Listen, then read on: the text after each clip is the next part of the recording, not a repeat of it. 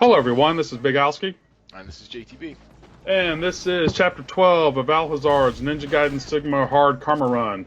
Now you have to do this fight before the next chapter really starts, so you really want to go back and save before the end of last chapter, correct? Yeah, exactly. This fight's fairly straightforward, but depending on the pattern that the enemies spawn into, you might not be able to get the ET and the UT, which is what he's able to do, because he's got the UF, which has a really powerful ET. Now, I can't remember the trick with getting the bats to work properly in Sigma. They're a little bit different than they are in Black. Yeah, it's been a while for me too, I don't realize that. Yeah, we'll have to ask him if we can put that in the description. One thing to note in this fight, it's fairly straightforward. It's pretty much exactly what you'd expect. The reason he's at low health is because you increase the chances of getting your blue orbs. But you notice he's using the smoke bombs. Now, there's a really unfortunate glitch in Sigma where whenever you drop the smoke bombs on water, they will actually just fall through the floor, like they don't actually come out, which is really annoying. So you really have to be mindful of where your positioning is, because you'll notice in this fight, the only two times he does use a smoke bomb is when he's on like those little ledges on either side of the lake, for lack of a better word, like there, because that's when they'll actually stay there. If you drop them in the water, they'll just disappear and you won't get the effect of the smoke bombs. Like here again, they actually come out and it stuns the enemy. So that's something to bear in mind if you're really used to like the smoke bomb jump technique that's fairly common at this point. Coming over from Black, you're gonna have to make sure you don't do that. Well, that was kind of fortunate, maybe, that, oh, he only got an ET out of that. Yeah, I just noticed that. So, I mean, like, that's something that if he'd have got a blue, it would have been really good, but, sometimes you just can't help it. Like, now, in that situation right there, that's where the extra animations for Sigma kind of help, because it can stagger the enemies dying and releasing their essence. So, as you can see there, he was able to stagger at least one, so he can chain another UT. Now, for this fight, I think you can also spawn another set, but because you're on hard and you haven't really got the time limit, I think it works out even, because the points you'd have to sacrifice in terms of UTs, you basically make up back with the kill bonus, so it's kind of up to you which one you want to do, really. And you're going to kill plenty of enemies in this chapter, so you might as well go for the UT points.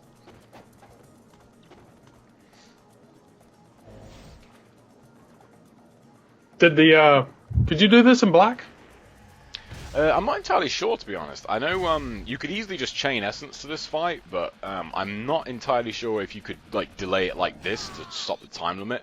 I think in Black, when you go down the stairs, it triggers the time limit, if I remember rightly, so I'm not sure if this would work in Black. But to compensate, I'm pretty sure in Black you have a lot more time for this fight anyway, so you can kind of get the same result, essentially, which is 3 UTs. There's something, too, that you got to be mindful of, not releasing your UT too early, because they like to duck under, like on that second enemy, and then knowing to release it on the third to get it just in time. I can't tell you how many times, I've done that, and, they duck under, and then it just ruins your whole run. They love to do that, which is extremely annoying. Now, that bat's going to be pretty much the basis for a lot of fights coming up, because you can chain it and you don't have to wait for it to spawn, to die completely before it releases its essence. So you can just shoot it, come right back out, and then go back and, go where you want to go to chain that. And you can chain that essence really, really far. You had to wait in Black, right? Yeah, that's right, yeah. You have to wait until... Wait, on that one you don't, but some of them you do. Like, the rats, for some reason, do function a little differently from that. You don't have to actually wait. They just carry on going through their animation, even if you go through a door. Whereas in Black, enemies and stuff, you have to wait for them to actually, release their essence before you can chain it. I remember the first time I played, it took me forever to get up that stupid thing. Yeah, it was so bad. It's a common problem, like platforming and movement. Like it takes the longest to kind of really get good at, and I think it's something that is overlooked by a lot of people. Like how important movement is in this game. You see it a lot throughout this run. A large part of a Karma run is, your movement ability really determines how well you can manipulate the enemies, and that in turn, determines how many UTs you're able to get.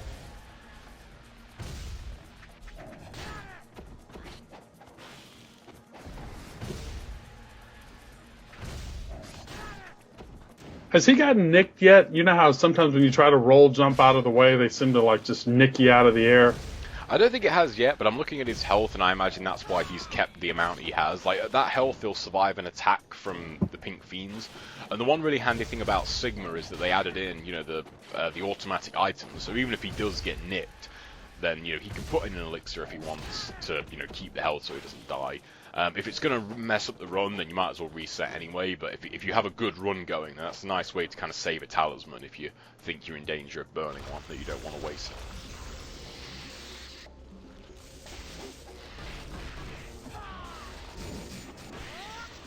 I love the low health UF. Oh man, I loved it. Yeah, they're so cool. Can you remember who the first person to figure that out was? That, like, how powerful the low health UF was? Me. Oh wow, really? Yeah, I thought that. In fact, one of the first videos that I had made, and I actually did it by accident because nobody knew, was fighting Doku, and it's up on YouTube somewhere, and it's such a crappy video. I think it's Big Alski Smokes Doku, but I didn't know anything about it, and and low health UT Doku to kill him. Yeah. And everybody went like, "Wow, holy shit!" Yeah, you know, nobody thought that, and I remember Weevil saying that was the coolest thing I ever saw. Yeah, it's a really cool mechanic. Now, in this fight right here, the Debilero does have a little bit of forward momentum, as you can see when it releases the UT, and the in-air bow is really, really good for staggering essence, because you get a really good kind of pop-up animation with the explosive arrows. That delays their essence, like, perfectly to time UTs.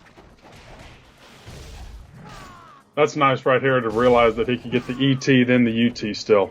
Yeah. But yeah, the low health UF really kind of turned the game on its head for a lot of things.